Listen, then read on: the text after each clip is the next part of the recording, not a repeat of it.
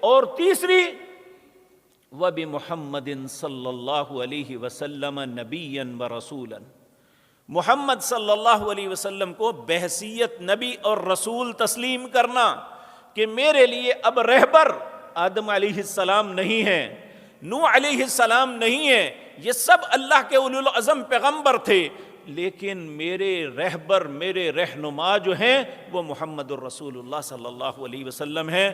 اگر یہ تین اصولوں پہ انسان کاربند ہے تو وہ کامیاب ہے، وگرنہ وہ ناکام و نامراد ہے۔ العیاذ باللہ، اللہ ہم سب کو اپنی پناہ میں رکھے۔